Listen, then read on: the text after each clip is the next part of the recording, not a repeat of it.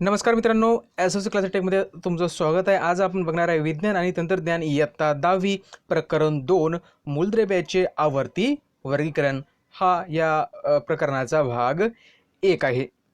आणि मित्रांनो, जर तुम्हाला अधिक व्हिडिओ हवे असतील तर तुम्ही आम्हाला या नंबरवर व्हॉट्सअप करू शकता किंवा व्हिडिओच्या डिस्क्रिप्शनमध्ये लिंक दिलेली आहे त्यासुद्धा तुम्ही चेक करू शकता आणि संबंधित प्रकरणाची व्हिडिओ पाहू शकता. तर मित्रांनो, चला तर सुरुवात करूया.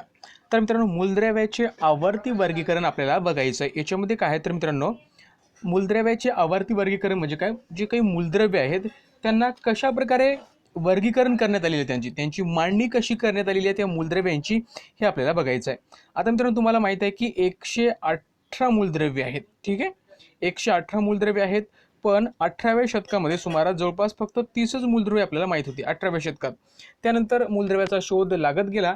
आत्ता आपल्याकडे 118 मूलद्रव्य उपलब्ध आहेत. ठीक आहे, पण त्या अगोदर बघा मित्रांनो, याच्या अगोदर आपल्याला थोडे आठवड्यामध्ये काही प्रश्न विचारले आहेत, त्यांची उत्तरं आपण सर्वात अगोदर शोधण्याचा प्रयत्न करूया.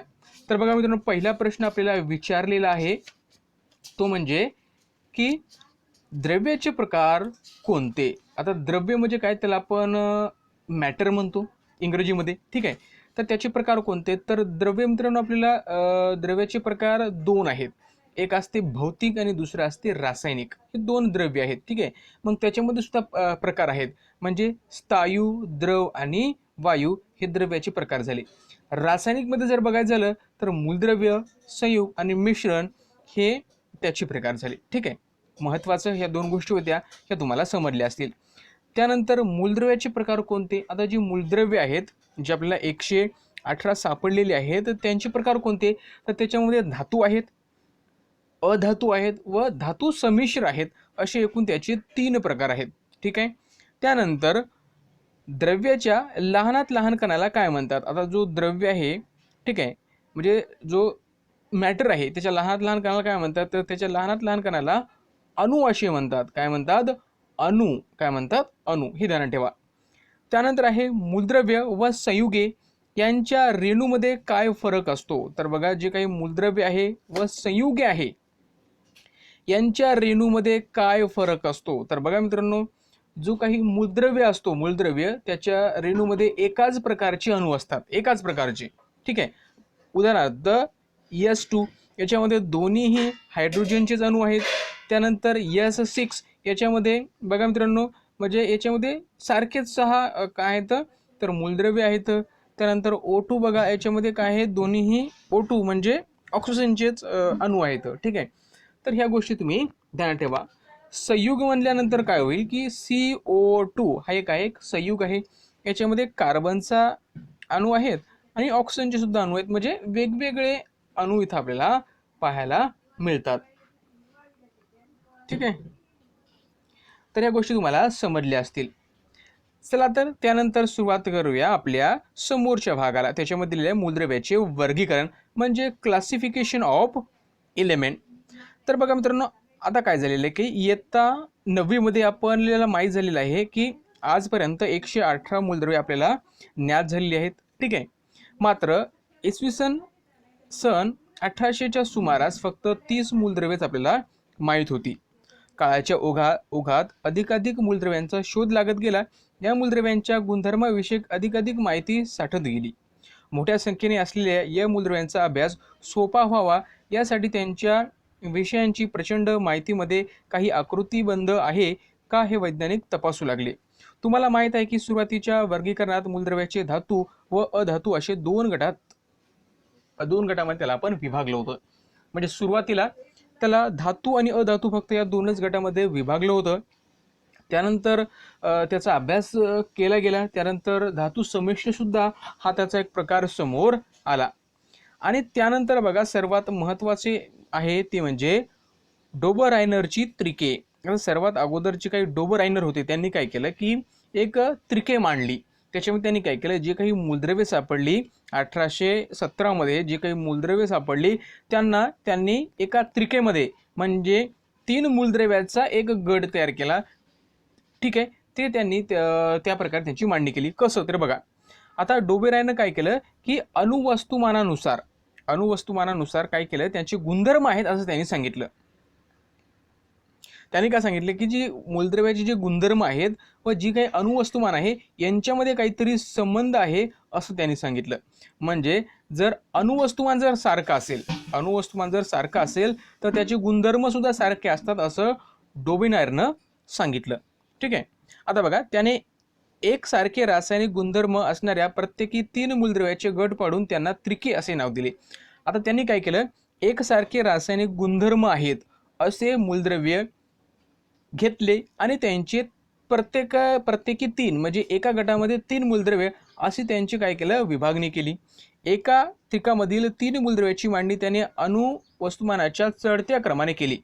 आता त्याने काही चढता क्रम केला, म्हणजे 3 मूलद्रव्य घेतली की असे घेतली की त्यांचे जे गुणधर्म आहेत ते सारखे आहेत आणि चढत्या क्रमाने मांडली. समजा एकाचं जर मूलद्रव्य अणुवस्तुमान 12 असेल, दुसऱ्याचा 14 असेल, नंतर त्याचा 16 असेल.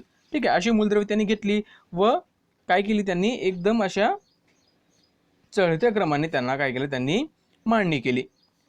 आणि काय केलं, त्यांनी दाखवले की मधल्या मूलद्रव्याचे अणुवस्तुमान म्हणजे जो काही मधला मूलद्रव्य आहे त्याचं अणुवस्तुमान हे अंदाजे 2 मूलद्रव्यांच्या अणुवस्तुमानाच्या सरासरी इतके असते.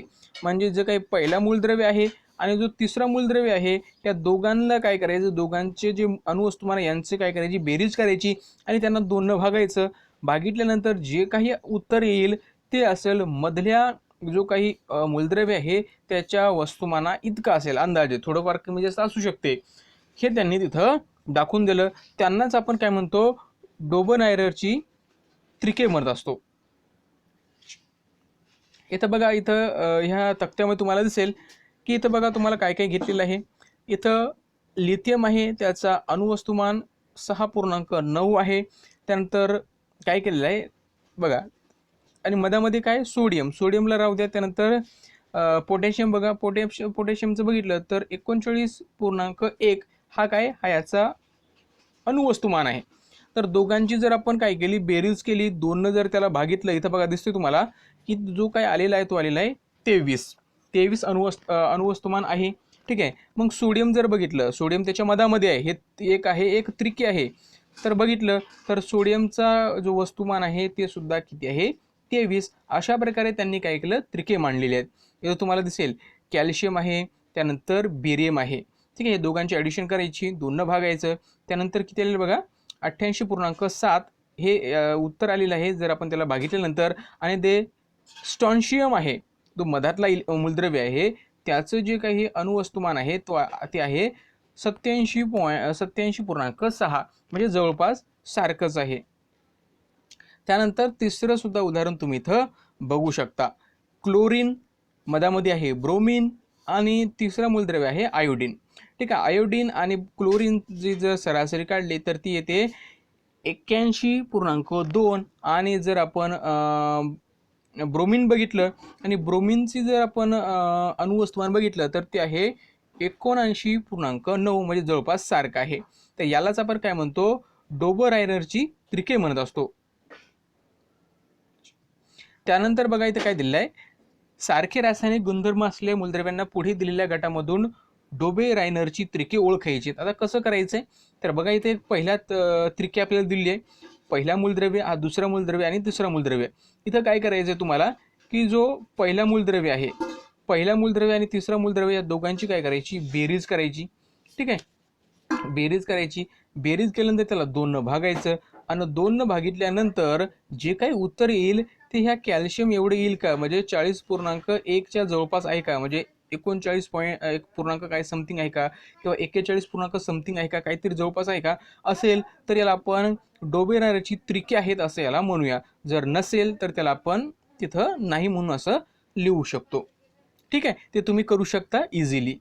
त्यानंतर बघा नंतर आपल्याला न्यूलँडच्या अष्टकाचा नियम बघायचा आहे. जे न्यूलँड्स आहे त्यांचा अष्टक म्हणजे अष्टकाचा नियम काय आहे हे आपण थोडक्यात जाणून घेऊया. तर बघा मित्रांनो, न्यूलँडने काय सांगितलं की हे इंग्लिश वैज्ञानिक जॉन न्यूलँड्स याने काय केलं की अणुवस्तुमान, ठीक आहे, त्या मूलद्रव्याचं आणि मूलद्रव्याचा जो काही गुणधर्म आहे यांच्यामध्ये काही संबंध आहे हे सुद्धा यांनीच सांगितलं. म्हणजे यांचं सुद्धा म्हणणं सेम होतं. 1866 मध्ये जे काही मूलद्रव्य उपलब्ध होती त्यांनी काय केलं, चढत्या क्रमाने मांडणी केली. म्हणजे पहिल्याचा 1 असेल तर 1, दुसऱ्या 2, 3, 4, 5 अशा प्रकारे चढत्या क्रमाने त्यांनी काय केली, त्या मूलद्रव्याची मांडणी केली. आणि मांडणी सुरू करताना त्यांनी काय केलं, की सर्वात जो हलका मूलद्रव्य आहे हायड्रोजन, त्यापासून त्यांनी सुरुवात केली आणि शेवटचा जो मूलद्रव्य होता तो होता थोरियम. ठीक आहे, पहिला होता हायड्रोजन, शेवटचा होता थोरियम त्यांच्या या नियमामध्ये. ठीक आहे, आता बघा त्यांनी काय सांगितलं, की त्यांना असं दिसलं की प्रत्येक 8व्या मूलद्रव्याला पहिल्या मूलद्रव्यासारखे गुणधर्म होते. म्हणजे पहिला जो मूलद्रव्य आहे तो दुसरा, तिसरा, चौथा, 5वा, 6वा, 7वा आणि 8वा, त्याच्यानंतर बी 9, 10 अशा प्रकारे. मग त्यांना असं दिसलं की जो 8वा मूलद्रव्य आहे त्याला पहिल्या मूलद्रव्यासारखेच गुणधर्म आहेत. पहिल्या मूलद्रव्यामध्ये जे काही गुणधर्म आहेत ते 8व्यामध्ये आहेत. म्हणजे अशाच प्रकारे त्यांना काय दिसलं की प्रत्येक 8वा मूलद्रव्य हा काय करतो, गुणधर्म दाखवतो पहिल्या मूलद्रव्यासारखे.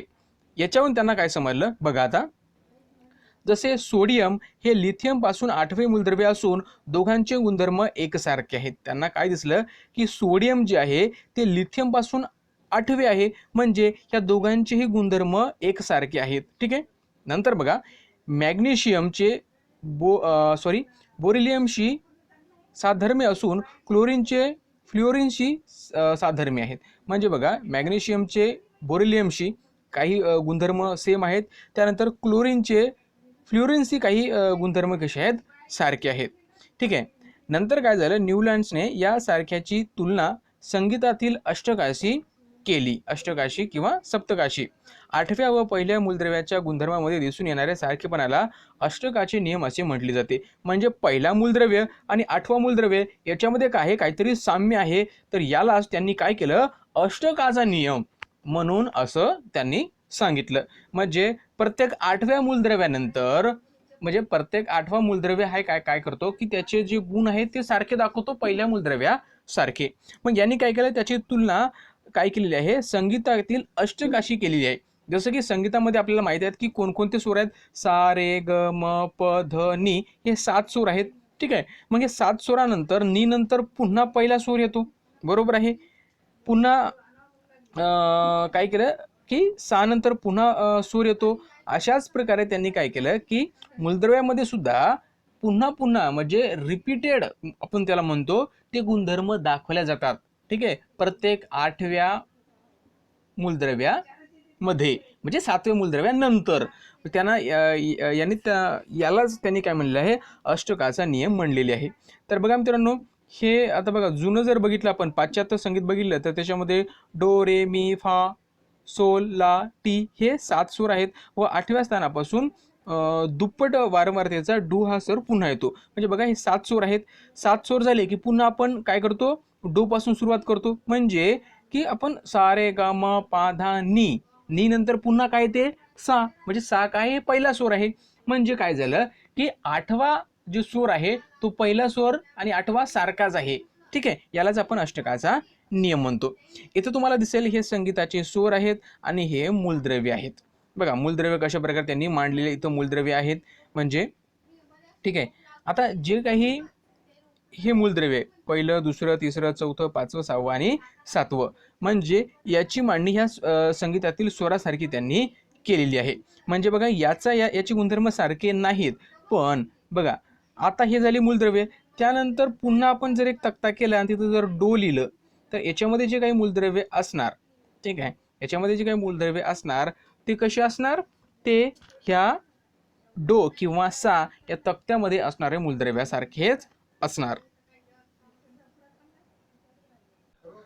तर मित्रांनो, वरच्या तक्त्यामध्ये आपल्याला दिसेल की हे मूलद्रव्य इथे दिलेले आहेत. ठीक आहे, आता बघा इथे दिलेलं आपल्याला हायड्रोजन, त्यानंतर फ्लोरीन, क्लोरीन, त्यानंतर इकडं कोबाल्ट अँड निकेल, नंतर आहे ब्रोमिन. हे सर्व त्यांनी फक्त एका तक्त्यामध्ये दिले आहे, म्हणजे डो किंवा या सा मध्ये. त्यानंतर बघा इथे तुम्हाला दिसेल lithium, sodium, potassium, copper and then आहे रुबिडियम. हे तुम्हाला याच्यामध्ये दिसेल. म्हणजे एकाच याच्यामध्ये त्यांनी बरेचसे इलेमेंट दिलेले आहेत.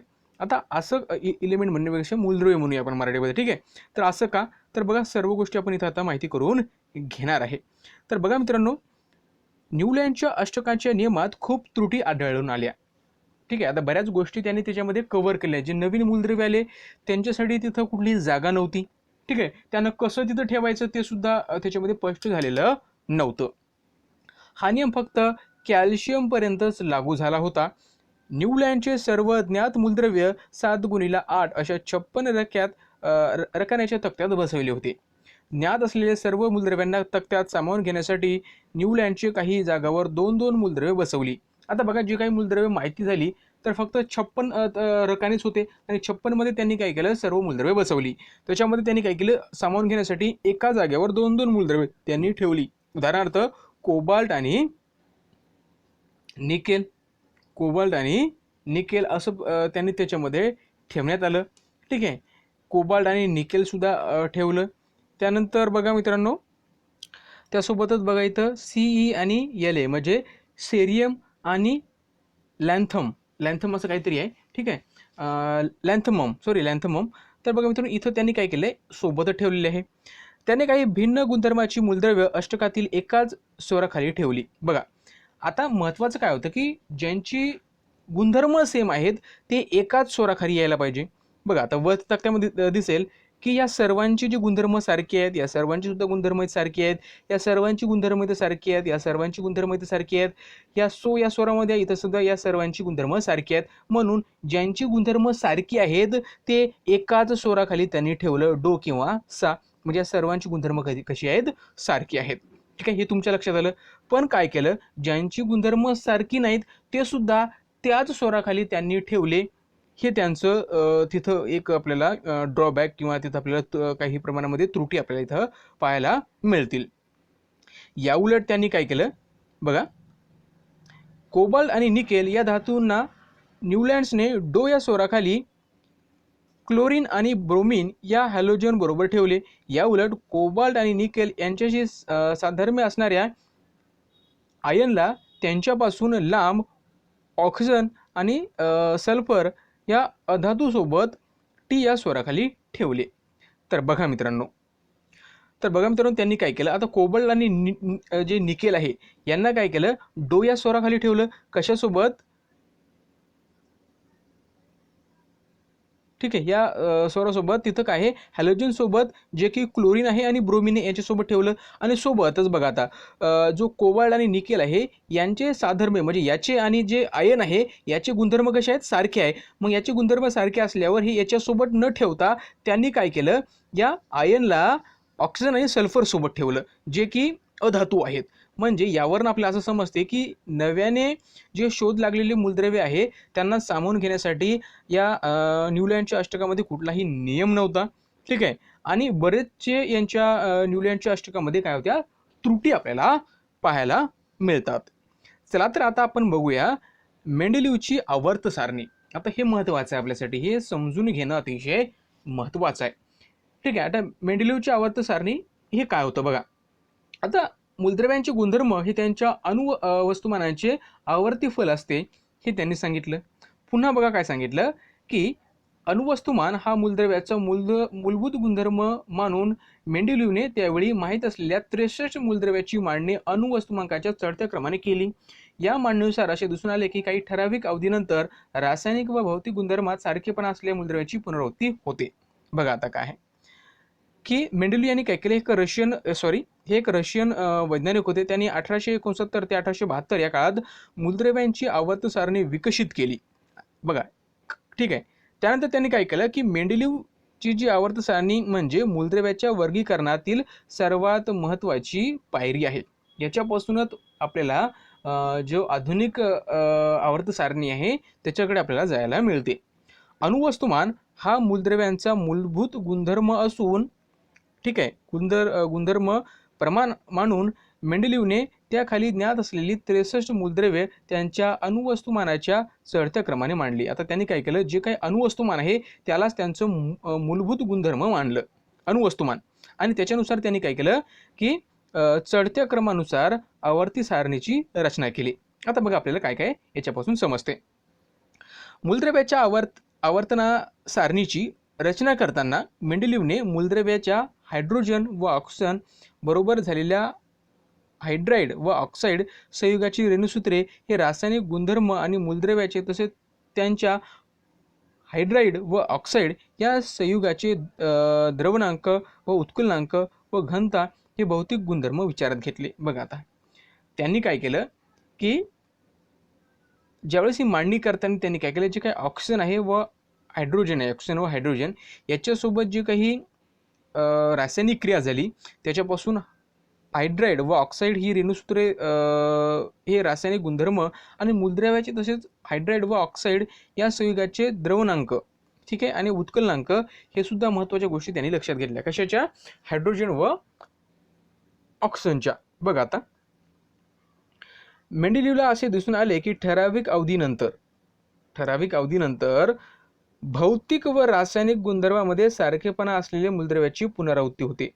म्हणजे ठराविक कालांतराने म्हणा किंवा ठराविक अवधीनंतर असे मूलद्रव्ये सापडतात की त्याच्यामध्ये भौतिक आणि रासायनिक गुणधर्मामध्ये काय असतो? सारखेपणा असतो. ठीक आहे, हे त्यांनी सांगितलं. या निरीक्षणाच्या आधारे मेंडेलिव्ह यांनी पुढील आवर्ती नियमांचे प्रतिपादन केले. मूलद्रव्याचे गुणधर्म व त्याच्या अणुवस्तुमानाचे आवर्ती फल असतात. महत्त्वाचं काय आहे की मूलद्रव्याचे जे गुणधर्म आहेत हे त्यांच्या अणुवस्तुमानाचे आवर्ती फल असतात. बघा आता मेंडेलिव्हचा जो आवर्ती सारणीचा उभ्या स्तंभांना घन असे म्हणतात तर आडव्या ओळींना आवर्त असे म्हणतात. आता जो काही मेंडेलिव्हनं जो तक्ता तयार केला तर त्याच्यामध्ये जे उभे तुम्हाला दिसते, ठीक आहे, हे उभे तर यांना घन म्हणतात आणि जे आडवे आहेत ते त्यांना काय म्हणतात तर त्यांना आवर्त असे म्हणतात. काय म्हणतात? आवर्त. तर बघा इथं श्रेणी दिलेल्या आहे 1 2 3 4 5 10 11, ठीक आहे, 11 त्यानंतर 12 अशा 12 काय केलेले आहेत तिथं श्रेणी दिलेल्या आहेत. पहिला गण, दुसरा गण, तिसरा गण, चौथा, पाचवा अशा प्रकारे त्यांनी 8 गण दिले आहेत आणि 12 आवर्त दिले आहेत. याच्यामध्ये बघा पहिल्या याच्यामध्ये त्यांनी काय केलेलं आहे तर पहिल्या याच्यामध्ये हायड्रोजनला स्थान दिलेलं आहे की ज्याचं अणुवस्तुमान 1 आहे. ठीक आहे, पहिल्या गणामध्ये आणि पहिल्या आवर्तीमध्ये. दुसऱ्या याच्यात बघा म्हणजे पहिला गण आणि दुसरी आवर्ती त्याच्यामध्ये, तर दुसऱ्या याच्यामध्ये काय दिलेलं आहे बघा, पहिला गण दुसरं आवर्त त्याच्यामध्ये लिथियम दिलेलं आहे. ठीक आहे, लिथियम किती नंबरला आहे बघा हे तुम्हाला दिसेल त्याचा जो अणुवस्तुमान आहे तो 7 आहे. नंतर बघा नंतर इथं तुम्हाला दिसेल की बेरिलियममध्ये काय दुसरा गण आहे, दुसरा आवर्त आहे आणि त्याचा जो अणुवस्तुमान मान आहे ते आहे 9.4. आज काय जीप चालत नाही मित्रांनो, काय झाले की, ठीक आहे. तर बघा अशा प्रकारे त्याची रचना इथं आपल्याला केलेली दिसते.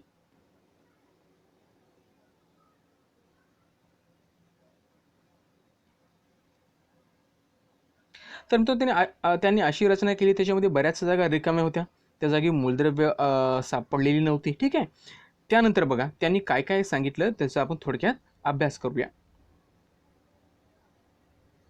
तर बघा मेंडेलिव्हची आवर्त सारणी बघा त्याच्यामध्ये काय केलं की रेणुसूत्र बघा, ठीक आहे, रेणुसूत्र तुम्हाला दिसेल R2O R2O 3 या पद्धतीने दर्शवलेले आहेत. येथे R म्हणजे संबंधित मूलद्रव्य होय. प्रचलित पद्धतीने ही रेणुसूत्रे R2O R2O3 अशी लिहितात. बघा मित्रांनो आता R म्हणजे काय आहे, R म्हणजे एक मूलद्रव्य आहे. R म्हणजे काय, एक मूलद्रव्य आहे आणि O आलं म्हणजे त्याचं काय झालं, एक ऑक्साईड तयार झालेलं आहे. याचा अर्थ तुम्हाला दिसेल की ज्या वेळेस त्यांनी काय केलं ही तयार करताना जे हायड्राइड आहे व ऑक्साईड आहे त्याचे गुणधर्म यांनी लक्षात घेतले. ते गुणधर्म लक्षात घेऊनच म्हणजे कशाचे, म्हणजे ऑक्सिजन आणि हायड्रोजन याच्यापासून जे काही हायड्राइड व आपण त्याला ऑक्साईड म्हणतो ते बनेल, त्याचे गुणधर्म लक्षात घेऊन त्यांनी काय केले याची रचना केलेली आहे. आता परिचय शास्त्रज्ञाचा त्याच्यामध्ये आपण बघूया. मेंडेलिव्ह 1834 मध्ये यांचा जन्म झालेला आहे. 1907 मध्ये त्यांचा मृत्यू झालेला आहे. हे सेंट पीटर्सबर्ग या विद्यापीठात प्राध्यापक होते. त्यांनी मूलद्रव्याच्या अभ्यासाच्या हेतूने प्रत्येक ज्ञान मूलद्रव्यासाठी एक एक कार्ड बनवून त्यावर मूलद्रव्याचे अणुवस्तुमान दर्शवून अणुवस्तुमान व गुणधर्म यांच्या आधारे कार्डाची जुळणी केली. त्यातून मूलद्रव्याच्या आवर्त सारणीचा शोध लागला. बघा यांनी काय केलं की सर्वात अगोदर की एक एक मूलद्रव्य एकेका कार्डवर लिहून त्याचे म्हणजे अणुवस्तुमान लिहून त्याची काय केली जुळवणी केली. त्यानंतर त्यांनी काय केलं की त्यानंतर आपल्याला आवर्त सारणीचा शोध लागला, म्हणजे आपण जे मूलद्रव्ये आपल्याला मांडायची आहेत ती कशा प्रकारे मांडता येईल हे आपल्याला समजलं. त्यानंतर विचार करामध्ये आपल्याला काही प्रश्न विचारलेले आहेत ते आपण आता इथं बघूया. पहिला प्रश्न आहे, मेंडेलीवच्या आवर्त सारणीत अनेक रिकाम्या जागा सोडलेल्या आहेत, त्यापैकी काही ठिकाणी अणुवस्तुमानाचे भाकित केलेले दिसते. भाकित केलेले 3 अणुवस्तुमानाने त्याच्या घन व आवर्ती सारण सांगा. तर बघा मित्रांनो, जे काही रिकाम्या जागा सोडलेल्या आहेत बरोबर आहे, आणि त्यापैकी काही ठिकाणी अणुवस्तुमानाची भाकित केलेली आहे. भाकित केलेले 3ही अणुवस्तुमान व त्यांच्या घन आवर्ती सह सांगा. तर बघा मित्रांनो, इथं तुम्हाला दिसेल की इथं बघा, इथं काही मूलद्रव्ये अशी आहेत की त्यांना ते फक्त भाकित केलेले आहेत. ठीक आहे, त्यांचं अणुवस्तुमान तेवढं असू शकते. जसं की बघा, हे 44 आहे, त्यानंतर बघा हे 44, इथलं 68 आणि इथलं 72. हे काय आहे, अणुवस्तुमान आहे कुठल्या मूलद्रव्याचं, पण ते मूलद्रव्य कुठली आहे त्यावेळेस सांगण्यात आलेली नव्हती. आता याचा गण कोणता आहे, तर गण तिसरा आहे. बघा, याचा गण तिसरा आहे, याचा सुद्धा गण तिसरा आहे, याचा गण चौथा आहे. आवर्त जर म्हणायचं झालं तर याचा चौथा आवर्त आहे आणि या दोघांचाही 5वा आवर्त आहे. ठीक आहे, जर तुम्ही वरचा तक्ता ध्यान देऊन बघितला तर तुमच्या लक्षात येईल. त्यानंतर बघा, काही मूलद्रव्याची नावे अनिश्चित असल्याने त्यांच्या संधेमार्फत प्रश्नचिन्ह दर्शवलेले आहे, अशा संज्ञा कोणत्या? तर बघा, काही मूलद्रव्ये आहेत, इथं तुम्हाला दिसेल वरती की त्याच्यावर काही प्रश्नचिन्ह दिले आहेत. उदाहरणार्थ बघा, इथं YT आहे. ठीक आहे, अजून कुठं दिसते तुम्हाला बघा की याच्या संज्ञेबद्दल प्रश्नचिन्ह निर्माण झालेलं होतं. त्यानंतर एक अजून 3 आहेत. ठीक आहे, एक अजून दिसते तुम्हाला, कुठं दिसते बघा, ज्याच्या संज्ञेसमोर प्रश्नचिन्ह आपल्याला दिसतंय. तर इथं बघा ER हे सुद्धा आहे की इथं सुद्धा एक प्रश्नचिन्ह आपल्याला दिसतंय, म्हणजे संज्ञेबद्दल आपण नक्की सांगू शकत नाही. त्यानंतर इथं बघा DI दिसते, त्याची अणुवस्तुमान 138 आहे. ठीक आहे, तर हे असे मूलद्रव्य आहेत की त्याच्या संज्ञेबद्दल त्यांना संभ्रम होता. ठीक आहे, तर ह्या गोष्टी तुम्ही लक्षात ठेवा. त्यानंतर मेंडेलीवच्या आवर्त सारणीचे गुण, म्हणजे त्याला म्हणता येईल की मेरिट्स ऑफ मेंडेलीव्स पिरियोडिक टेबल. म्हणजे मेरिट्स म्हणजे काय, सोप्या भाषेमध्ये फायदे. मेरिट्स म्हणजे काय, तर त्यांचे फायदे काय काय होते.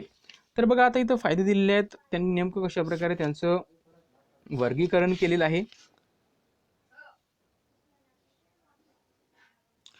तर बघा मित्रांनो, विज्ञान हे प्रगतिशील आहे. प्रयोग करण्याची अधिक प्रगत साधने व पद्धतीचा वापर जुना निष्कर्ष सुधारण्याची मुभा विज्ञानात आहे. म्हणजे जुने काही जे निष्कर्ष काढलेले आहेत त्याच्यामध्ये सुधार करण्याची मुभा हे विज्ञानाजवळ आहे. मेंडेलीवच्या आवर्त सारणीमध्ये विज्ञानाची ही वैशिष्ट्य स्पष्ट दिसतात आणि ही वैशिष्ट्ये आपल्याला मेंडेलीवच्या आवर्त सारणीमध्ये दिसतात. आता बघा, मूलद्रव्याचे जे गुणधर्म त्यांच्या अणुवस्तुमानाचे आवर्ती फल आहे, हा नियम सर्व ज्ञात मूलद्रव्यांना लागू करताना मेंडेलीवने आतापर्यंत उपलब्ध असलेली माहिती ही अंतिम नसून त्यात बदल होऊ शकतो अशा विचारातून मांडणी केली. म्हणजे बघा, त्यांनी काय सांगितलं की जी काही मी आवर्त सारणी बनवतोय त्याच्यामध्ये बदल होऊ शकतो, याच पद्धतीने त्यांनी त्यांची मांडणी केली होती. अशा विचारातून त्यांनी त्यांची मांडणी केली होती. आता याचा परिणाम म्हणून मेंडेलीवच्या आवर्त सारणीत पुढील गुण दिसून येतात. बघा, आता बघा त्यांनी काय काय केलं आणि त्याच्यामध्ये कसे कसे बदल होत गेले हे आपण आता बघणारच आहे. बघा, गुणधर्माप्रमाणे आवर्त सारणीत योग्य स्थान देता यावे म्हणून काही मूलद्रव्याचे अणुवस्तुमान पुन्हा तपासून दुरुस्त करण्यात आले. उदाहरणार्थ बेरिलियमचे आधी ठरवले होते 14.0909 हे अणुवस्तुमान बदलून 9.4 असे दुरुस्त केले व बेरिलियमला बोरॉनच्या आधी जागा दिली. बघा, अगोदर काय केलं होतं, तर त्यामध्ये बघा अगोदर त्याला हे अणुवस्तुमान होतं, नंतर त्याच्यामध्ये बदल केला, तपासल्यानंतर त्याला 9.4 भेटलं, नंतर त्याच्यामध्ये बदल करून त्याला बेरिलियमच्या जागावर बेरिलियमच्या आधीची जागा देण्यात आली. म्हणजे काय केली, ही सुधारणा झाली त्यांच्यामध्ये. ठीक आहे, दुसरं बघा, मेंडेलीवने आवर्त सारणीमध्ये काही जागा तोपर्यंत शोध न लागलेल्या मूलद्रव्यांची रिक्त ठेवल्या. आता महत्त्वाच्या मध्ये आपण बघितलं की अगोदरच्या मध्ये त्यांनी काय केलं, काही जागा रिक्त ठेवल्या होत्या. ठीक आहे, काही जे मूलद्रव्य होते त्यांची संज्ञेबद्दल सुद्धा त्यांना प्रश्नचिन्ह होती. ठीक आहे, काही बद्दल त्यांना जे वस्तुमान त्यांनी सांगितलं होतं, अणुवस्तुमान, ते भाकीत केलं होतं ते सुद्धा त्यांनी तिचं अगोदरच लिहून ठेवलं होतं. म्हणजे ह्या गोष्टीवरून काय समजते की त्यांना समोर काय होणार त्याची कल्पना त्यांना अगोदरच लागलेली होती. ठीक आहे.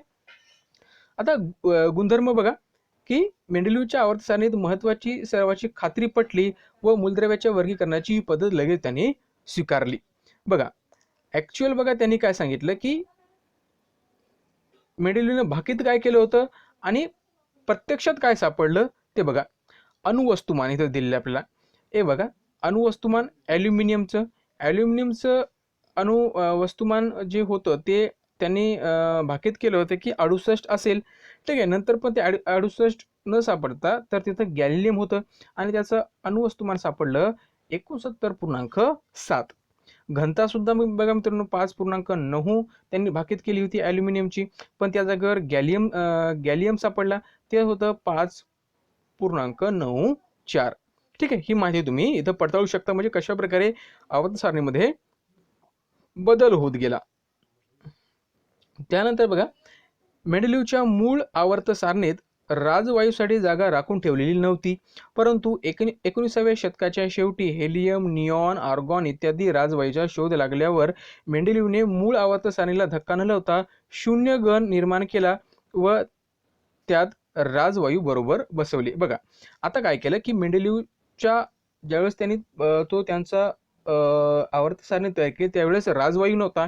मग त्यांनी काय केलं त्यांच्या जी मूळ आवर्त सारणी आहे त्याला धक्का न लावता त्यांनी शून्य गण निर्माण केला. जसं की आपण गण बघितले 1 2 3 4 असे 8 गण होते, पण त्यांनी शून्य गण सुद्धा त्याला मिळवला आणि त्याच्यामध्ये राजवायू त्यांनी बसवले. ठीक आहे. त्यानंतर बघा क्लोरीन 35 व क्लोरीन 37 अशी 2 समस्थानिके आहेत. बरोबर आहे. त्यांचे वस्तुमाने अनुक्रमे 35 व 37 अशी वेगवेगळी असल्याने मेंडेलिव्हच्या आवर्त सारणीत त्यांना वेगवेगळ्या स्थानावर ठेवणे योग्य ठरेल की त्यांचे रासायनिक गुणधर्म समान आहेत म्हणून त्यांना एका स्थानावर ठेवणे योग्य आहे. तर बघा मित्रांनो इथं क्लोरीन 35 व क्लोरीन 37 हे समस्थानिके आहेत. बरोबर आहे. याचं अणुवस्तुमान हे 35 व 37 आहे. ठीक आहे. पण मित्रांनो याचे जे काही गुणधर्म आहेत रासायनिक गुणधर्म हे कसे आहेत समान आहेत. त्याच्यामुळे याला आवर्त सारणीत काय केलेलं आहे एकाच स्थानावर ठेवण्यात आलेलं आहे. एकाच स्थानावर ठेवण्यात आलेलं आहे. ठीक आहे. त्यानंतर बघा मेंडेलिव्हच्या आवर्त सारणीतील त्रुटी काय काय होत्या. त्रुटी म्हणजे त्याच्यामध्ये कमतरता काय काय होत्या त्याचा आपण याच्यामध्ये अभ्यास करणार आहे. तर बघा मित्रांनो कोबाल्ट व निकेल या मूलद्रव्याचे पूर्णांकी अणुवस्तुमान समान असल्याने त्यांच्या क्रमाबद्दल मेंडेलिव्हच्या आवर्त सारणीतील संदिग्ध होते.